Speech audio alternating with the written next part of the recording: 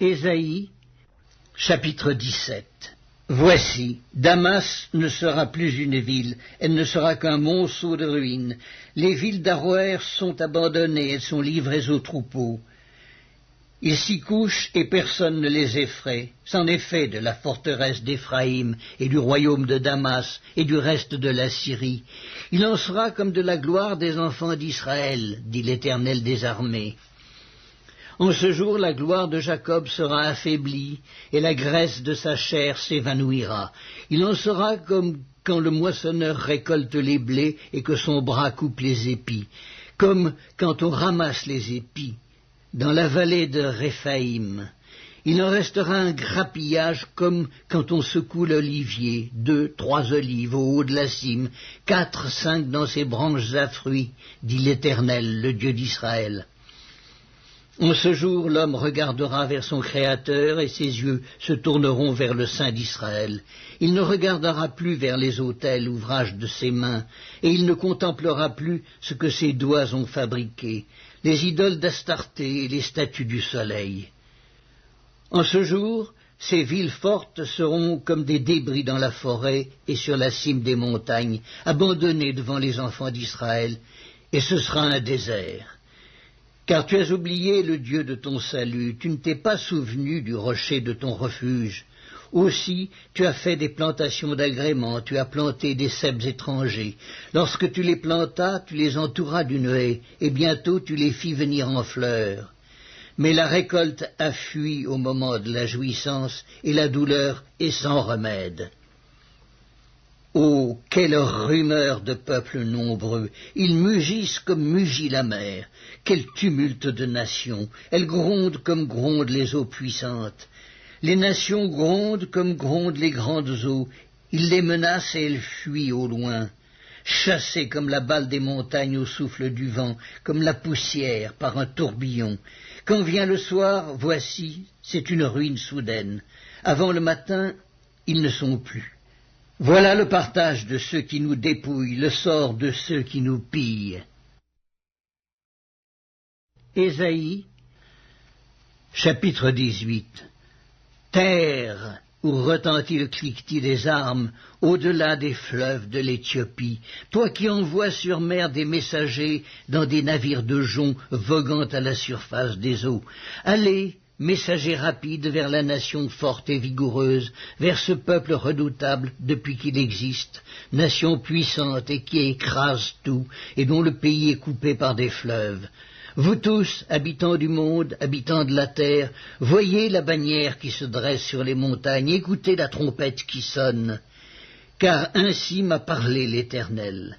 Je regarde tranquillement de ma demeure, par la chaleur brillante de la lumière et par la vapeur de la rosée, au temps de la chaude moisson.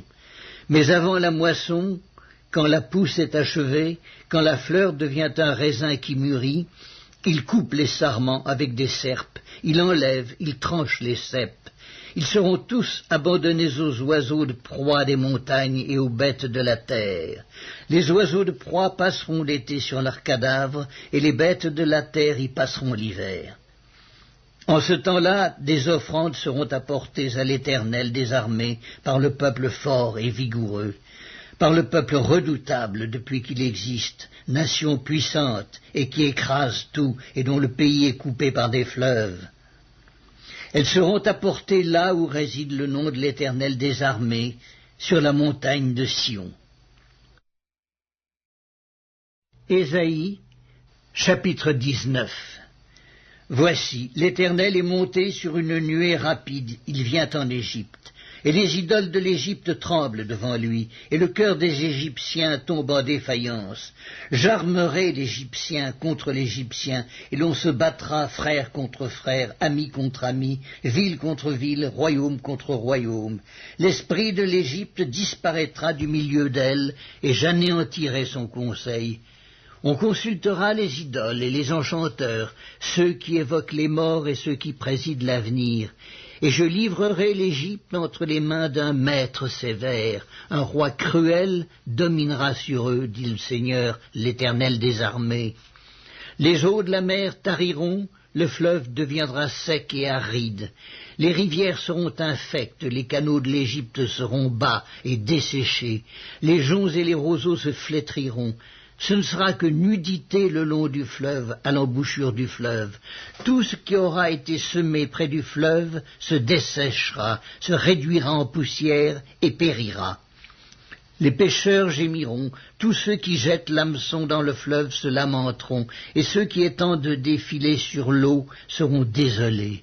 Ceux qui travaillent le lin peigné et qui tissent des étoffes blanches seront confus. Les soutiens du pays seront dans l'abattement, tous les mercenaires auront l'âme attristée. Les princes de Tsoan ne sont que des insensés, les sages conseillers de Pharaon forment un conseil stupide. Comment osez-vous dire à Pharaon, « Je suis fils des sages, fils des anciens rois » Où sont-ils donc tes sages? Qu'ils te fassent des révélations et qu'on apprenne ce que l'Éternel des armées a résolu contre l'Égypte. Les princes de Tsoan sont fous, les princes de Noph sont dans l'illusion, les chefs des tribus égarent l'Égypte. L'Éternel a répandu au milieu d'elle un esprit de vertige, pour qu'il fasse chanceler les Égyptiens dans tous leurs actes, comme un homme ivre chancelle en vomissant. Et l'Égypte sera hors d'état de faire ce que font la tête et la queue, la branche de palmier et le roseau. En ce jour, l'Égypte sera comme des femmes. Elle tremblera et aura peur en voyant s'agiter la main de l'Éternel des armées quand il la lèvera contre elle. Et le pays de Juda sera pour l'Égypte un objet d'effroi. Dès qu'on lui en parlera, elle sera dans l'épouvante, à cause de la résolution prise contre elle par l'Éternel des armées. En ce temps-là, il y aura 5 villes au pays d'Égypte qui parleront la langue de Canaan et qui jureront par l'Éternel des armées. L'une d'elles sera appelée ville de la destruction.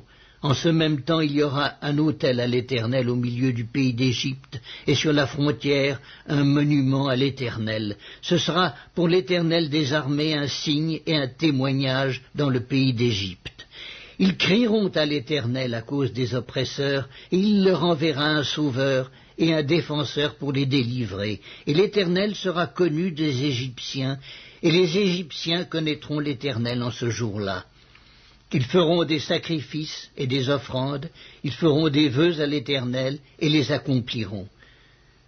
Ainsi l'Éternel frappera les Égyptiens, il les frappera, mais il les guérira, et ils se convertiront à l'Éternel qui les exaucera et les guérira. En ce même temps, il y aura une route d'Égypte en Assyrie. Les Assyriens iront en Égypte et les Égyptiens en Assyrie. Et les Égyptiens, avec les Assyriens, serviront l'Éternel. En ce même temps, Israël sera, lui, 3e, uni à l'Égypte et à l'Assyrie, et ces pays seront l'objet d'une bénédiction. L'Éternel des armées les bénira en disant « Béni soit l'Égypte, mon peuple, et l'Assyrie, œuvre de mes mains, et Israël, mon héritage. »